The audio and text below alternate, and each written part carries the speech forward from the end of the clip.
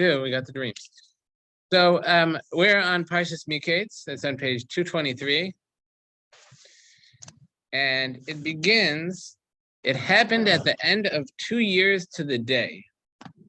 Paro was dreaming that, behold, and he had his dreams of the fat cows and the skinny cows and the fat ears of corn and the skinny ears of corn, which we'll get into. And that this led to Yosef being freed from jail. But the Beis Halevi comments that the Parsha begins, we call it Mikeitz. We call the Parsha Mikeitz, and that comes from this word. It happened at the end of 2 years to the day. But Mikeitz comes from the word kates, which means more than the end. That kates literally means that like the time has come. That it was like those 2 years were over, and therefore he's freed. And the Beis Halevi asks, so why is it so important that it was that at the end of 2 years? Meaning it could have said that he was in jail, that Yosef was in jail for 2 years, and he had been in jail for having been accused by his master's wife that he raped her, the false accusation. So why is it important, the way it puts it? It happened at the end of 2 years that Paro had this dream. So the Beis Halevi comments that we see the world as a chain of cause and effect, causes and effects, that we see that something happens, and as a result of that, something else happens, that you have the cause, and the effect is a result of the cause. But he says many times what we see, our perspective is skewed, and it's actually the causes and the effects are the opposite. And he brings this as an example. He says that here we see that Paro had these dreams, and as a result of these dreams, Paro couldn't find an interpreter, and the chief butler remembered Yosef in jail and mentioned him to Paro, and Paro brought him out, and that resulted in Paro getting free. So it would seem, when we look at it, that the cause was that Paro had these dreams, and the result was that Yosef was freed and was made second to the king. But in fact, he says this verse is telling us that it's actually the opposite. It says it was at the end of 2 years, meaning Yosef's time had come. It was time for Yosef to get out of jail, and therefore Paro had these dreams. Meaning, instead of the dreams being the cause for Paro being freed, for Yosef being freed was the cause of the dreams, meaning that it was time for Yosef to be freed. So Hashem arranged these dreams to in fact free him. So okay, so continuing on. So what were these dreams?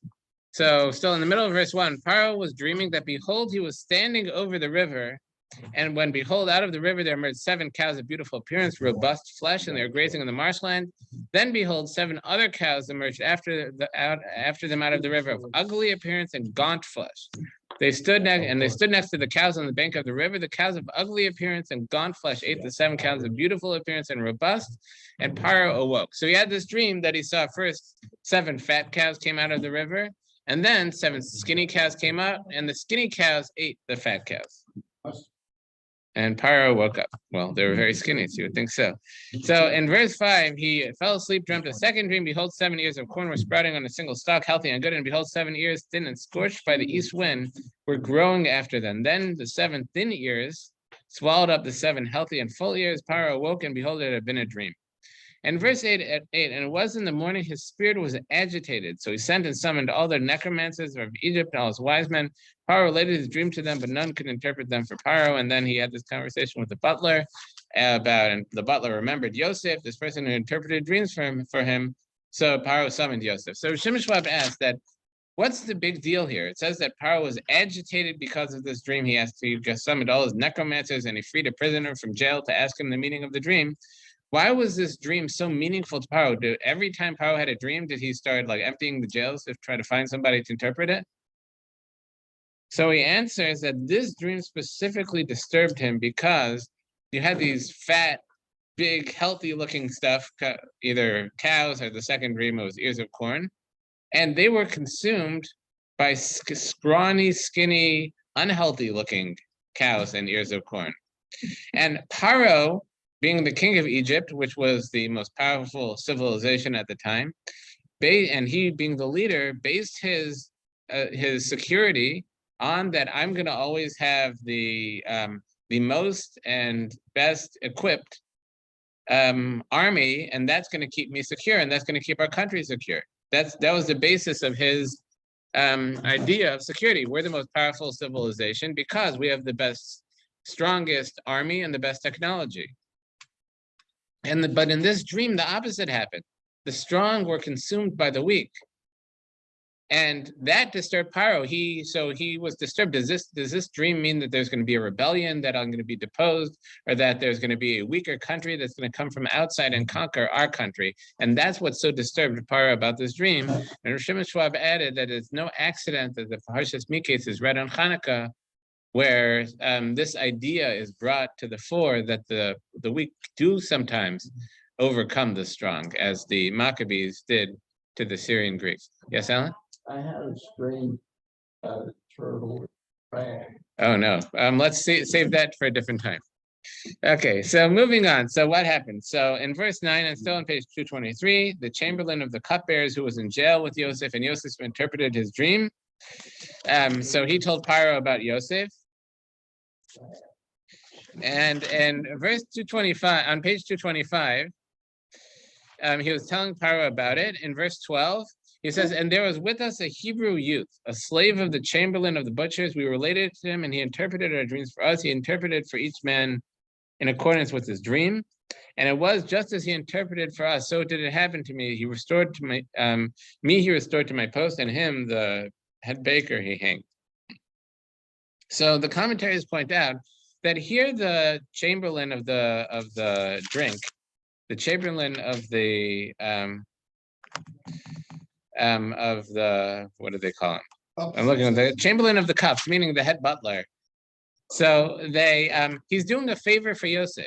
He's helping him out. He's speaking up for him in front of Paro. But the commentaries point out that he's spinning it in the most negative way he can, even while he's doing Yosef a favor. That he starts out, there with us was a Hebrew youth. The English is, the Hebrew there, is Ivri. That means like a foreigner, an alien. And a slave of the chamberlain of butchers. This didn't all have to be mentioned. He didn't have to mention he's a foreigner, he's a slave. That he could have just been, I met this guy in prison and he helped me out, and he could do the same for you. But he made sure to denigrate Yosef and speak ill of Yosef as much as he could, even while he was doing him a favor. So Paro sent for Yosef. They rushed him from the dungeon. He shaved and changed his clothes and came to Paro. And Paro told him what happened. And in verse 10, Yosef answered Paro, saying, this is beyond me. It is God who will respond with Paro's welfare. Then Paro said to Yosef, my dream, behold. Once he repeated the dream. And he elaborated a little more, as we'll see. He said in verse 18, behold, out of the river there emerged 7 cows of robust flesh and beautiful form, and they were grazing in the marshland. Suddenly 7 other cows emerged after them, scrawny and of very inferior form and of emaciated flesh. I've never seen inferiority like there's in all the land of Egypt. I've never seen such scrawny, unhealthy-looking cows. And the emaciated and inferior cows ate up the first 7 healthy cows that came inside them, but it was not apparent that they had come inside them, for their appearance remained as inferior to the first. That the skinny cows consumed the fat cows, but looked exactly as scrawny and skinny as they did before that. And he said the same thing about the dream about the ears of corn, about the grain. So on page 227, verse 25, Yosef said to Paro, the dream of Paro is a single one. It's both about the same thing. What Hashem is about to do is told to Paro. The 7 good cows are 7 years. The good years are 7 years. It is a single dream. Now the 7 emaciated and bad cows who emerged after them, they are 7 years, as are the 7 emaciated ears scorched by the east wind. There shall be 7 years of famine. So meaning the good cows and the good ears of grain are representing 7 years of plenty, and the 7 bad ones are representing 7 years of famine. I have a question. Yes. It says in here real quick that Joseph embellished the story. Yeah. How did Joseph know that wasn't the real dream that ran? So some commentaries say that he was actually testing Yosef. Right. And there was some elaboration there, and he was testing Yosef to if he recognized that there were some elements that didn't belong. Meaning an expert dream interpreter would an expert dream interpreter would be able to, see the theme, Right. but he would notice that there are some things that are not incongruous. There's some things that don't belong. Okay. And whereas, so, like with what's their names? These like mediums and fortune tellers, like they usually ask like very general questions. Right. And if you like they take cues from the person that's in front of them, and they take cues like there's somebody with an R, Richard Raymond, to just like try to get you to lead them in the direction that you want to go. So if someone wanted to test them, if they're in fact telling the truth, they'll say someone with R, Richard Raymond. Oh, I have a grandfather Raymond. Even if you don't, then if they say, oh yes, it was Raymond, so then you'll realize that you could say that they were wrong. So here, some commentaries say that Paro threw in a little bit that if Yosef grabbed onto that and said, oh, that's the most meaningful part, that's what that means, so then Paro will know that he's full of it and it's not real what he's saying. Okay, so moving on. It says in verse 29 again, behold, 7 years are coming, a great abundance throughout all the land of Egypt. Then 7 years of famine will rise after them, and all the abundance in the land of Egypt will be forgotten. The famine will ravage the land, and the abundance will be unknown in the land in the face of the subsequent famine. Once again, the same way that these things were so skinny, so it will be incredibly lean years, for it will be terribly severe. And as for the repetition of the dream to Paro 2 times, it is because the matter stands ready before God, and God is hastening to accomplish it. So what's the meaning that the 2 times means that it's ready before Hashem and Hashem's hastening to accomplish it? So the Beis Halevi explains that the fact that it's going to happen quickly is actually not really that it was twice, but because it happened at the beginning of the night. That he said dreams that happen in the beginning of the night means that it's going to happen quickly. Dreams that happen at the end of the night might mean it's not going to happen so quickly, but dreams that happen in the beginning of the night are also less likely to have truth to them, because in the beginning of the night, a person's mind might just continue on to what they were thinking of before they fell asleep. So the fact that he had the same dream at the beginning of the night and at the end of the night told us that the beginning of the night was in fact true, and he was going to continue, and it was in fact true, and it was going to happen quickly. Okay, so now in verse 33, there's a section that a lot of commentaries have trouble with. That it continues, now let Paro seek out a discerning and wise man and set him over the land of Egypt. Let Paro proceed and let him appoint overseers on the land. He shall prepare the land of Egypt during the 7 years of abundance, and telling him, so you should have this guy in charge, and he's going to preserve all the abundance in order to use it during the famine, meaning let's prepare for the famine with by saving all the stuff from the years of abundance, all the produce from the years of abundance. So the commentaries ask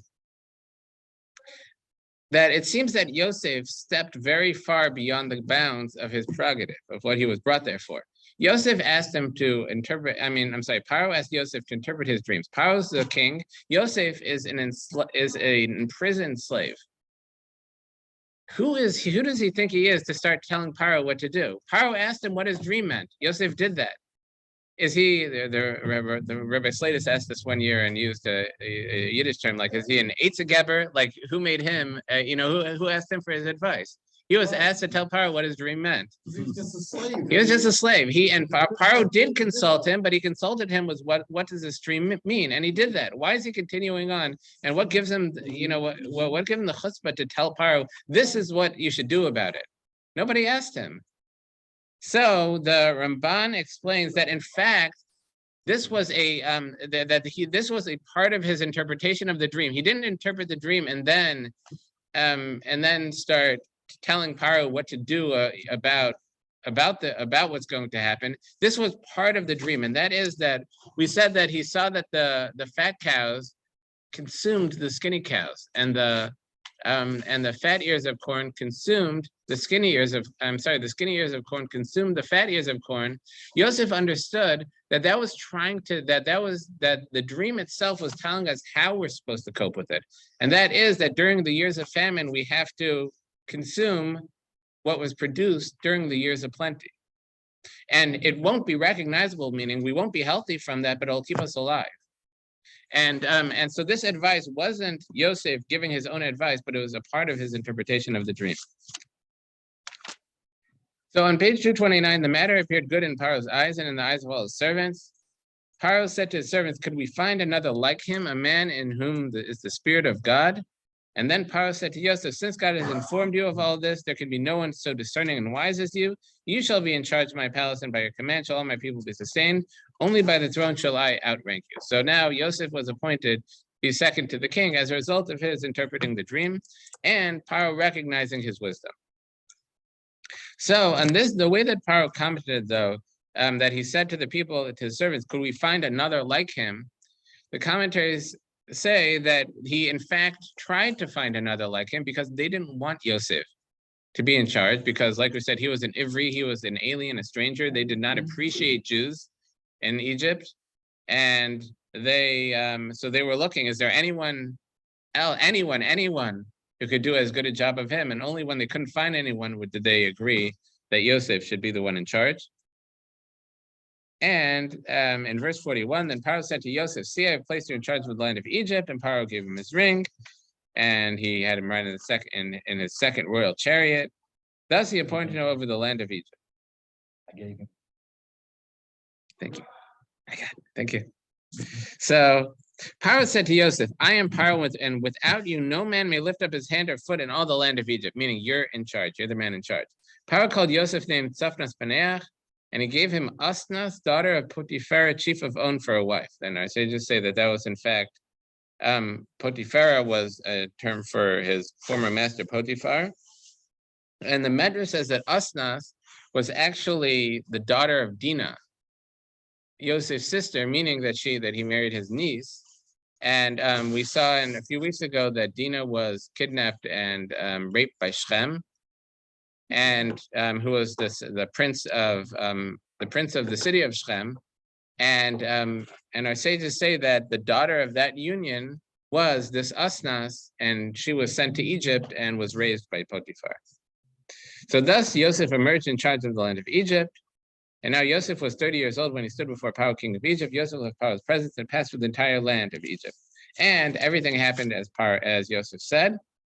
And on page 231, verse 49, Yosef amassed grain like the sand of the sea in great abundance until he ceased counting, for there was no number, the amount of grain that he amassed and saved from the years of plenty. And Yosef had two sons. In verse 51, Yosef called the name of the firstborn Menashe, for Hashem has made me forget all my hardship and all my father's household.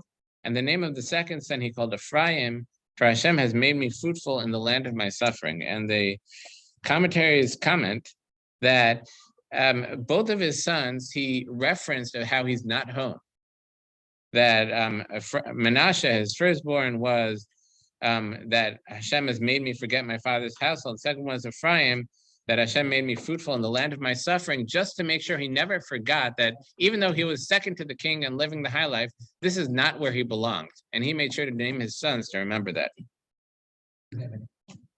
Okay, and then in verse 53, the 7 years of abundance that came to pass in the land of Egypt had ended, and the 7 years of famine began approaching, just as Joseph had said, and there was famine in all the lands. But in the land of Egypt there was bread, because Joseph had preserved it.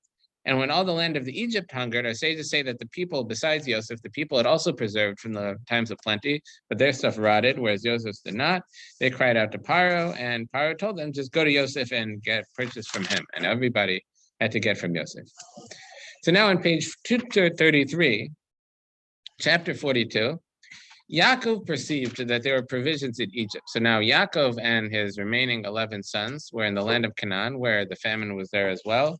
And he sent his sons down to get provisions from Egypt, and sent 10 of his sons minus Binyamin. So in verse 6, now Yosef was viceroy over the land. He was a provider to all the people of the land. Yosef's brothers came and they bowed to him, faces to the ground. Yosef saw his brothers and recognized them, but he acted like a stranger towards them and spoke with them harshly. He asked them, from where do you come? And they said, from the land of Canaan to buy food. Yosef recognized his brothers, but they did not recognize him. That the Ramban comments that it could just be that he that Yosef was expecting his brothers to come and was waiting for this, especially besides that he knew that there was a famine in Canaan. Then some of the commentaries say that Yosef was the one who he arranged that everybody buying provisions had to go through him specifically so he'd see his brothers when they came. But also he knew from his dreams that he knew were prophecy that his brothers would bow down to him. That was the 11 bundles of grain bowing down to his bundle of grain. He knew from that his 11 brothers would bow down to him. So he was expecting them, but they had sold him as a slave to an Ishmaelite caravan. In a million years, they wouldn't have thought that he would end up being the second of the king. So it didn't even enter their mind that this could be Yosef. Okay. So on page 235, Yosef recalled the dreams that he had dreamt about them. So he said to them, "You are spies. To see the land's nakedness have you come." So the Ramban comments, what does this mean that Yosef recalled the dreams? Why is that mentioned specifically here? So he said that the Torah is answering a question that everyone should have, which is why before, and especially why now that the brothers are here, why didn't he just go to them and say, "I'm Yosef, let's go, let's bring dad over here, and I'll take care of all of you." And maybe he should have done that years ago. But why 7 years ago when he was raised to be the viceroy? But why is he? We'll see that he puts his brothers through a lot and puts his father through a lot. How could he have done that to his father, to put his father through all this difficulty and put his brothers through this difficulty and not tell them who he is and take care of them? So that's because the Ramban says that he recalled his dreams and remembered that in the first dream, the 11 bundles of grain bowed down to his bundle of grain. Now, only 10 of his brothers came, but Binyamin was left behind. So the dream was not fulfilled yet.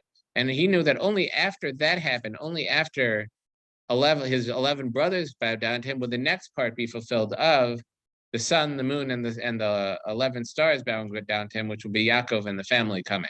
So he started arranging Binyamin coming down so that through that he could have the fulfillment of the first dream. So therefore, in verse 9, Yosef recalled the dreams that he had dreamt about them. So he said to them, "You are spies. To see the land's nakedness have you come?"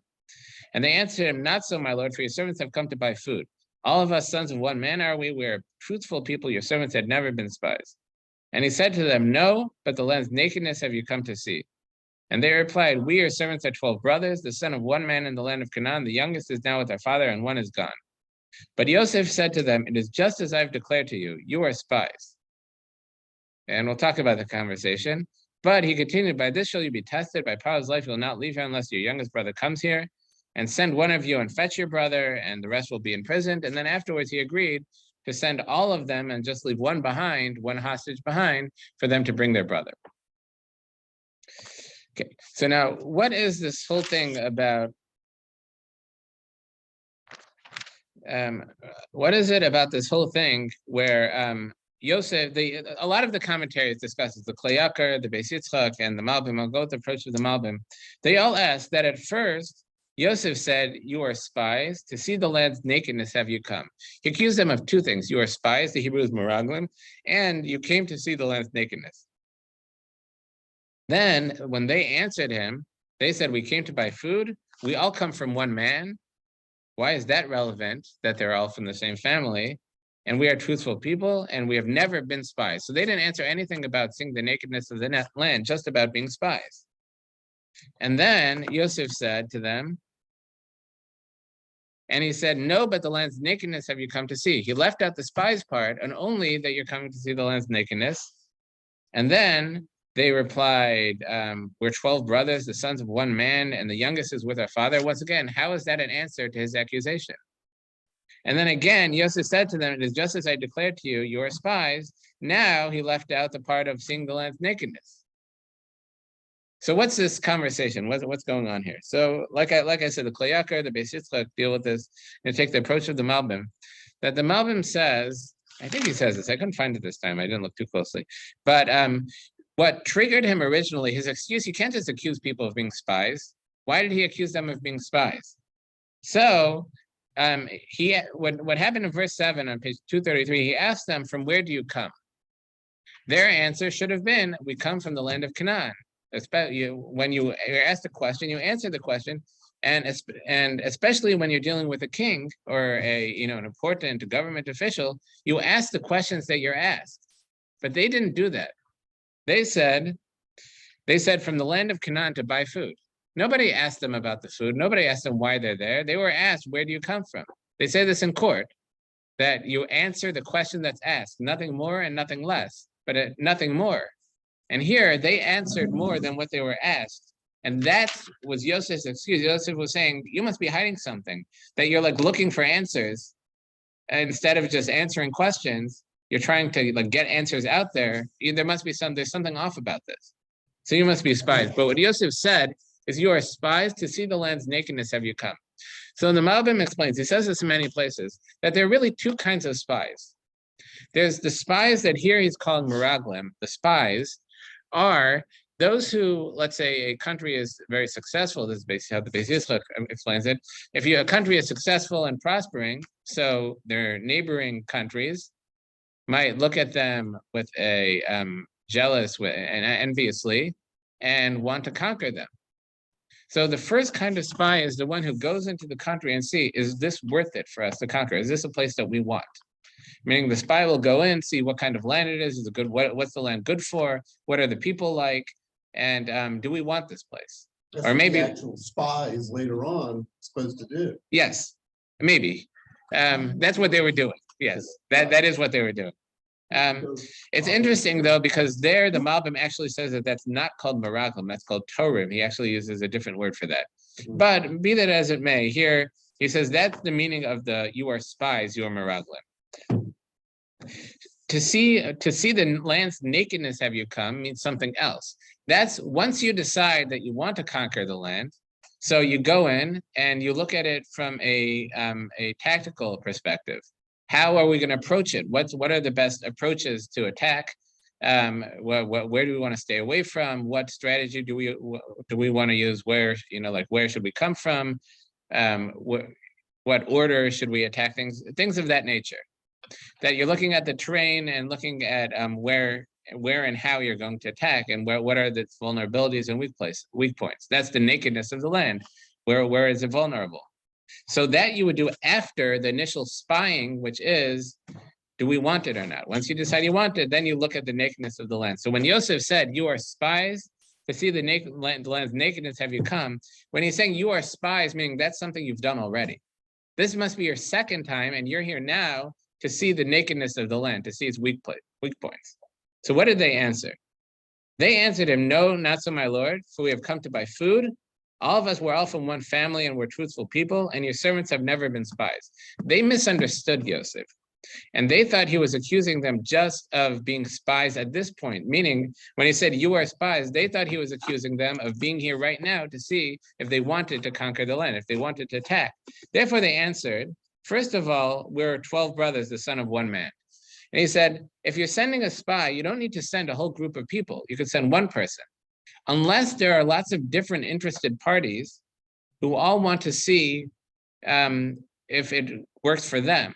Meaning if you have 12 different families, let's say, or 10 different families in this case, who are joining together to attack, so each family will want to send a representative to see if it works for them. Whereas they're saying that we all come from one man, we're all from one family, so it wouldn't make sense to send all of us together. So if we'd be spies, we would have sent one, not all of us. And they started off also, I missed that, your servants have come to buy food. Another reason you would accuse someone of being a spy is if they have no business being there. What are you doing here? But they're saying we have a very valid reason to be here. We're here to buy food. And they said we're from one family, we're truthful people, and your servants have never been spies. And another reason to accuse someone of being a spy is if they have a history. That if someone's a known spy and you see them here, you say, you must be here spying. They said, we've never been spies. We've never have been spies. We have no history of being spies, so you have no reason to accuse us. And Yosef answered them. He said to them, no, but the land's nakedness have you come to see, meaning you misunderstood me. I'm not saying you're spying now. I'm saying you spied before, and now you're looking at the land's weak nakedness. You've already decided to conquer it, and you're looking for its vulnerabilities. So to that they answered, we, our servants, are 12 brothers, the son of one man in the land of Canaan. The youngest is now with their father, and one is gone.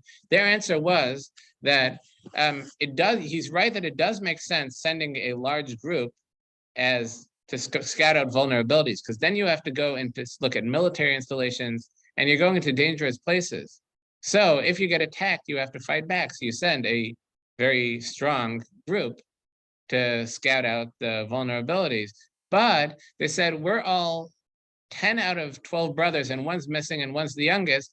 No parent would send all of his entire family on a dangerous mission, because they could be wiped out and he's left with just his youngest son. Right. So no sane person would do that. So they said, it makes no sense for us to be looking at the land's nakedness, to be scouting militarily. And Yosef said to them, it is justified as I have declared to you, you are spies. Meaning Yosef's answer was, I'm wrong and I'm wrong. You aren't looking at the land's nakedness, but I was right and you're spies. And you're actually here the first time because what you're saying makes no sense. He says, if you're all from one family, why are 10 of you coming to bring food? If you're all from one family, so you'd send one person. He said, if you come from a lot, it makes sense that if you're coming from 10 different families, each family, or if you're a very large family, let's say you have a family of 100 people, so they'll send 10 of you to bring back all this stuff. But if it's a family of 10 brothers and a father and a younger brother, so why are they sending all of you to bring back food? It must be that you're here to spy out the land. Okay, so that was the conversation. So Yosef said that I'll imprison all of you and send someone to verify what you're saying is true, that you in fact come from a family, and track down your family. And the Malbim actually understands that his intention was to send one person not from the family back. They'd all remain in jail. They'd send one person back, and that one person will verify and come back and tell them. But then Yosef said that I fear Hashem, and it continues in verse 18. Yosef said to them on the third day, do this and live, I fear God. If you are truthful people, let one of your brothers be imprisoned in your place of confinement while you go and bring provisions to the hunger of your household. Then bring your younger brother to me, so your words will be verified and you will not die. And they did so. So what was Yosef's intention here? So here Yosef, the Malbim understands, that his intention was to, the test wasn't really to see, if they brought back Binyamin. They could very well be lying if they brought back Binyamin. And that wasn't really the test. The test was to see if they'll come back at all.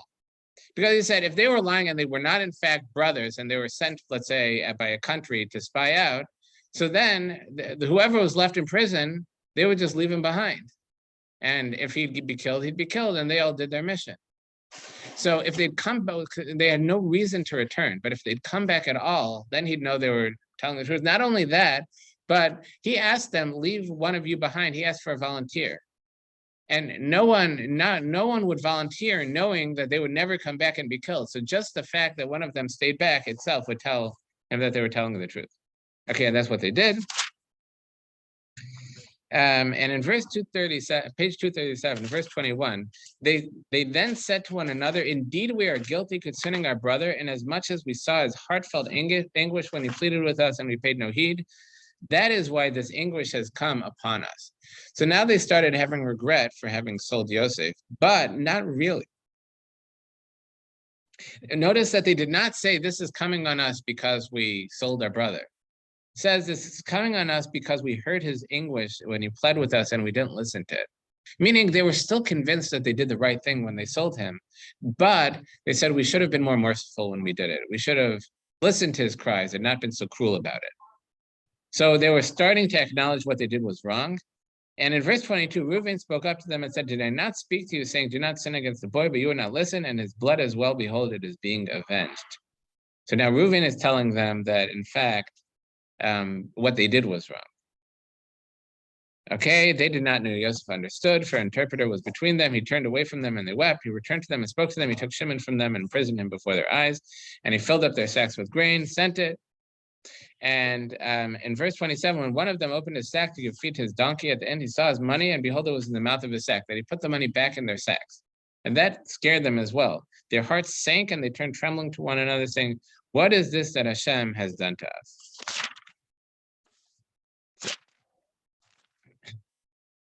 Okay, so and they thought that now they'd be accused of stealing since they had the money turned in their sacks. So they told Yaakov what happened, and everything, this whole conversation. And on page 239, verse 35, then as they were emptying their sacks, behold, every man's bundle of money was in a sack. When they and their father saw their bundles of money, they were terrified. Their father Yaakov said to them, I am the one whom you bereaved. Yosef is gone, Shimon is gone, and now you would take Binyamin. Upon me it has all fallen. He's saying, I sent Yosef away and he's gone.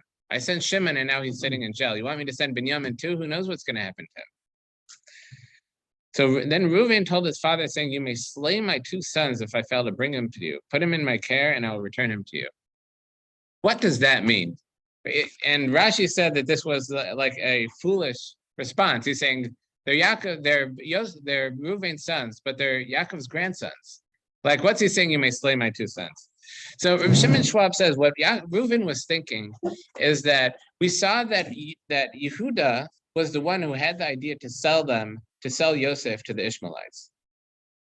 And following that, Yehuda got married and had 3 sons, Onan, and Shelah. And and Onan died. I remember that. It's 2 of his 3 sons died, and they died and the Torah says they died because of their sins, but the brothers didn't know that. So the brothers assumed, and especially Reuven assumed, that Yaakov had proclaimed a curse against whoever caused Yosef to be lost, that they should be cursed, and that was the cause of Yehuda's 2 sons dying, 2 of Yehuda's sons, and Onan, dying. So Reuven said, you could proclaim the same curse, and if I don't bring him back, so that would take effect against him.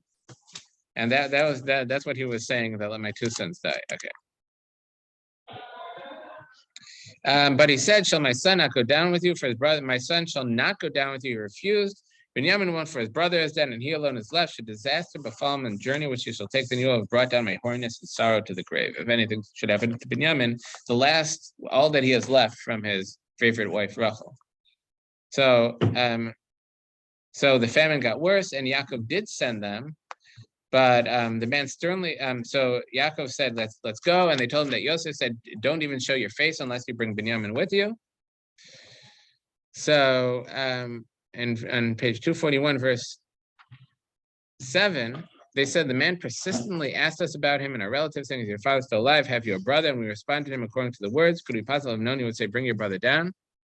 So Yehuda said to his father, send the lad with me and let us arise and go, so we will live and not die, you as well as our children. I will personally guarantee him of my own hand.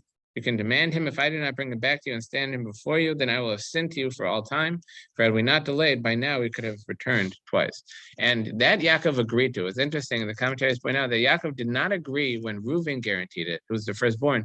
He agreed when Yehuda guaranteed it. That Yaakov recognized that Yehuda was destined to be the king, that he had there's a reason why he was destined to be king, because he was able to take responsibility and would agree to be responsible for his actions.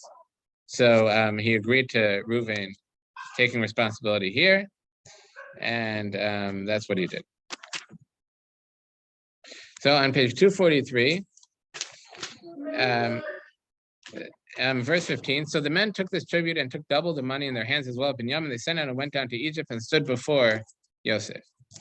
So Yosef saw Binyamin with them, so he said to the one in charge of his house, bring the men into the house, have the meat slaughtered, and the man did as Yosef said. And the man brought the men down to Yosef's house. But the men became frightened when they were brought to Yosef's house, and they said, because of the money we placed in our sacks, originally are we being brought so that a charge can be fabricated against us, that it crashed down on us, and we be taken as slaves along with our donkeys. So they didn't know why Yosef was summoning them for a meal. They heard they were being summoned to Yosef's household, to Yosef's house, to Yosef's palace. So they thought that they were being summoned because Yosef noticed the money was missing that we paid, and we were being summoned for that. So the Zohar comments here that we should take a lesson from this. The way they were very frightened when they were being brought to Yosef's house, because they thought that they were going to be put in judgment for having stolen the money that was in their sacks. So too, we should take a lesson from that and be frightened of the ultimate judgment when we're summoned to stand before Hashem and account for our life. And the Vilna Gaon comments on that the Zohar says that specifically here. And what were they frightened about? They were frightened about the money in their sacks. That was the cause of their fright. And the Vilna Gaon says that that's the first thing we're judged on when we account for ourselves in our life. It's the first thing we're judged on is the money in our sacks. That the money that we earn, did we earn it honestly? Did we deal righteously? That's the judgment that we should be frightened of when we stand before Hashem.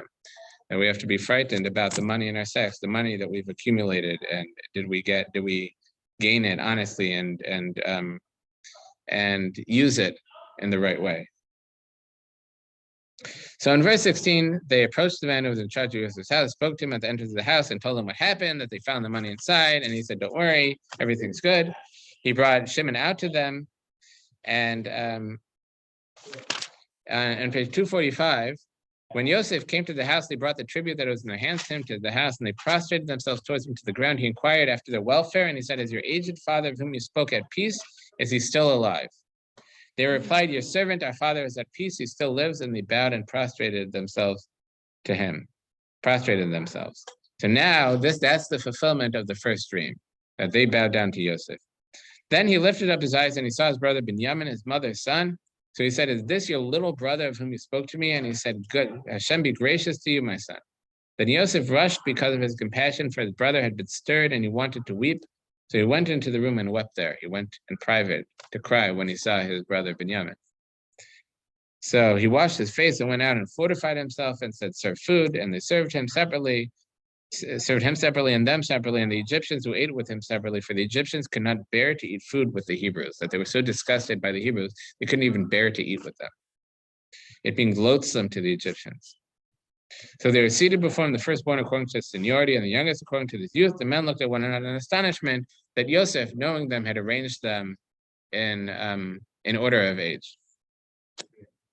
And he had portions set before them, and Binyamin's portion was 5 times as much, and they drank and became intoxicated with him, that I saw the commentaries say that he was celebrating hearing the good news about his father still being alive and well. So he ordered that they would be sent back. And then in verse 3 on page 247, the day had dawned and the men were sent off, they and their donkeys. They had left the city, had not gone far, and Yosef said to the one in charge of the house, "Get up, chase after the men. When you overtake them, you have to say to them, 'Why do you pay evil for good? Is not the one from whom his master drinks and is not the one from which my master drinks and which he regularly divines? You have done evil in how you acted.'" That I skipped the wrong verse. I skipped in verse 1, 2, it says, "My goblet, the silver goblet placed in the mouth of the youngest one's sack." So he instructed his servant, so you say it's the son, it was the son Menashe, to hide the money again in their sacks and to slip in his cup, his silver cup that he drank in front of them, and slip that into Binyamin's sack. And that's what he did, and he accused them of stealing. And so in verse 8 here, in verse 7, and they said to him, "Why does my Lord say such things? It would be sacrilegious for your servants to do a thing. Here, look, the money that we found in the mouth of our sacks, we brought back from you from the land of Canaan. How then could we have stolen it from your master's house, any silver or gold? Anyone among your servants whom it is found shall die, and we also will become slaves to your Lord." And he said, "You're right. The one with whom it is found shall be my slave. The rest of you shall be exonerated." So hurriedly each lowered his sack to the ground, each one opened his sack, and he searched from the eldest to the youngest, and the goblet was found in Binyamin's sack. They rent their garments, each one reloaded his donkey, and they returned to the city. They tore their clothes in mourning and returned to the city. When Yehuda arrived with his brothers to Yosef's house, he was still there. They fell to the ground before him. Yosef said to them, What is this deed you have done? Do you not realize that a man like me practices divination? I would know what happened. So Yehuda said, what can we say to my Lord? How can we speak, and how can we justify ourselves? Hashem has uncovered the sin of your servants. Here we are. We are ready to be slaves, but my Lord, both we and in whose hand the goblet was found. He's saying, we'll all be slaves to you. But he replied, it would be sacrilegious for me to do this. The man in whose possession the goblet was found, only he shall be my slave. And as for you, go up in peace to your father. So he said, we're going to have Binyamin as a slave. So what was Yosef doing? Why was Yosef doing this? After all, his first dream had been fulfilled. So our sages say that he wanted to see his brother's attitude to Binyamin, because they had sold him into slavery, being his father's favorite son. And a part of that is that he was the son of Rachel, his father's favorite wife. So now Binyamin, being the son of his old age, the youngest of Yaakov's sons, and his last remaining son of Rachel, he was worried that the brothers were as jealous of Binyamin as they were of him, and perhaps they would actually be overjoyed if he was taken a slave in Egypt, just like Yosef was. So he was watching to see how they would plead for Binyamin, and to make sure that their attitudes were good and that they were that they would protect him. And we have two more Torahs that I read. We also read the reading for Hanukkah and the reading for Rosh Chodesh. And I just wanted to say something about the Haftarah. It's a very confusing week because the Haftarah could have been any of the three. It could be the Haftarah for Mikeitz, Hanukkah, Rosh Chodesh. In fact, we read the Haftarah for Rosh Chodesh. Let me see. And so we read the Haftarah for Hanukkah. And it is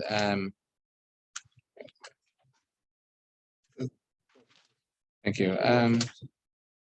So it is page 1210. Thank you. Page 1210. So it is from Zechariah. It begins where he saw Yeshua the Kohen Gadol. I'm sorry.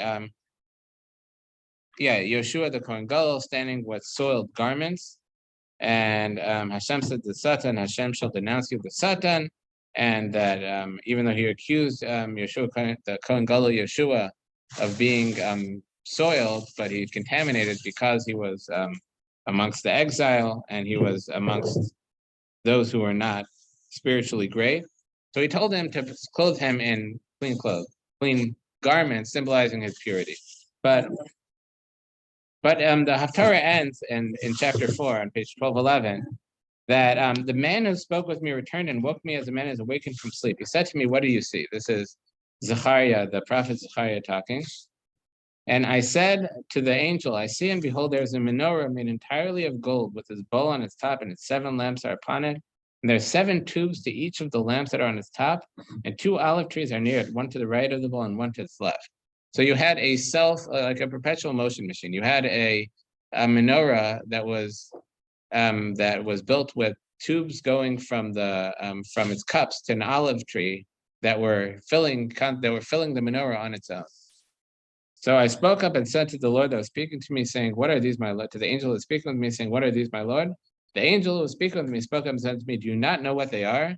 I said, no, my Lord. He spoke up and said to me, saying, this is the word of Hashem to Zerubbabel, saying, not through armies and not through might, but through my spirit, says Hashem, master of legions. Who are you, a great mountain? Before Zerubbabel, you shall become a plain. He shall bring forth the main stone to shouts of beauty, beauty to it. That this vision of Zechariah was telling him to deliver the message, like we said at the beginning of the Parsha and about Hanukkah in general, is that it's not might, it's not our strength that brings victory. It's the spirit of Hashem that brings victory, symbolized by this menorah that was being filled up on its own, and man didn't have to intervene at all. That Hashem set up olive trees with pipes filling up the menorah, and it was continued being lit on its own, and to tell us that it's Hashem who brings about victory. It's not our might and our strength.